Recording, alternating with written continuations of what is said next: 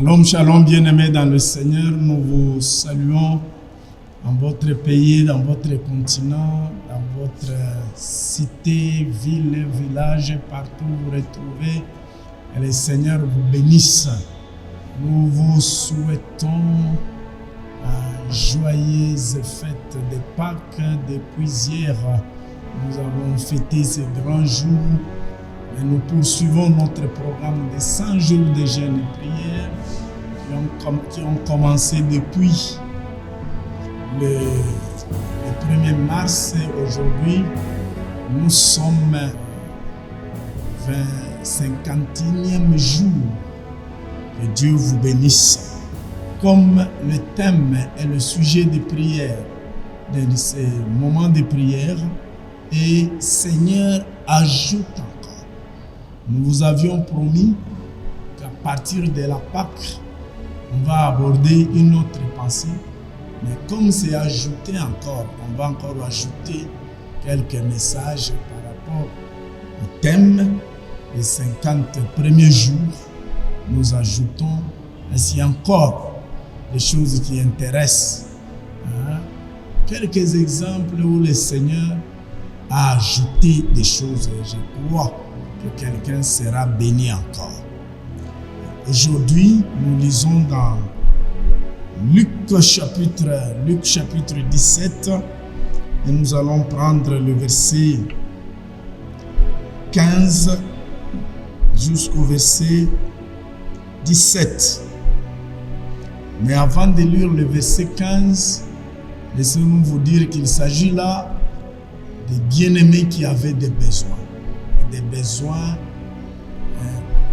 très très importants pour leur vie. Il s'agit de 10 lépreux qui avaient besoin d'être guéris, qui avaient besoin d'être réintégrés dans la société, qui avaient besoin d'être réconsidérés dans la société, qui avaient besoin de quitter la quarantaine pour mener la vie de bonne santé comme autrefois. Alors qu'ils sont venus demander au Seigneur de les guérir, et le Seigneur leur a apporté la guérison en leur recommandant d'aller voir les sacrificateurs pour constater leur guérison. Maintenant, arrivé au verset 15, la Bible dit: l'un d'eux, se voyant guéri, revint sur ses pas, glorifiant Dieu, et à haute voix, il tomba sur sa face aux pieds de Jésus et lui rendit grâce. C'était un Samaritain. Verset 17. Jésus, prenant la parole, dit: les 10 n'ont-ils pas été guéris? Et les 9 autres, où sont-ils? Ajoutez le verset 18. Ne s'est-il pas trouvé que cet étranger pour revenir et donner gloire à Dieu? Je vous demande également d'ajouter le verset 19. Puis il lui dit, j'aime bien ça: lève-toi, va, ta foi t'a sauvé. Gloire à Dieu. En plus de la guérison, le Seigneur ajoute ce qui est éternel: le salut, la vie éternelle, les choses d'en haut, le paradis. Que Dieu ajoute encore. Alléluia. Dieu va ajouter, je le répète, pour une des raisons qui est évoquée dans ces pas. Lui rendre grâce pour tout ce qu'il a déjà fait. Je l'ai dit au premier jour, je l'ai dit encore au 51e jour. La reconnaissance de ce que Dieu a fait, même pendant les 50 jours passés, poussera à Dieu d'agir encore, d'ajouter encore. Reconnaître ce que Dieu a fait l'année passée permettra à Dieu d'ajouter encore. Souvent nous sommes ingrats avec les actions de grâce. Souvent, nous les constatons, même les gens qui trouvent de l'emploi, un grand travail, ils bénéficient d'une grande grâce du Seigneur. Mais pour le remercier, c'est avec un petit rien, c'est avec un minimum possible. Un minimum possible. Apprenons à rendre grâce à Dieu à la dimension de ce qu'il a fait dans nos vies. Cet homme a reçu un miracle sur son physique. Au même titre qu'avec les 9. Ils étaient au nombre de 10. Le Seigneur leur a accordé la guérison.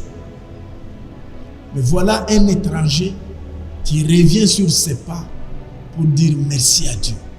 Regardez dans le dire du Seigneur. Vous allez comprendre que le Seigneur aime les actions de grâce. Le Seigneur aime la reconnaissance. Quand il a vu cet homme qui s'est jeté à genoux, le Seigneur a dit: où sont les 9 autres? N'ont-ils pas été guéris? Il ne se trouvait que le seul étranger d'ailleurs pour venir rendre grâce à Dieu. Et Dieu dit à cet homme: va, ta foi t'a sauvé. Qu'en dehors de ce qui est matériel, le Seigneur t'ajoute ce qui est spirituel.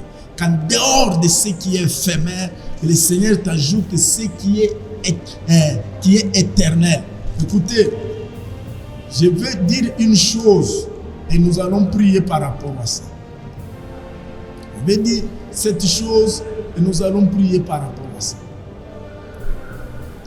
Le Seigneur a une visée éternelle pour chacun d'eux. En dehors de ce qui est physique, qui est matériel et limité, Dieu a des choses éternelles.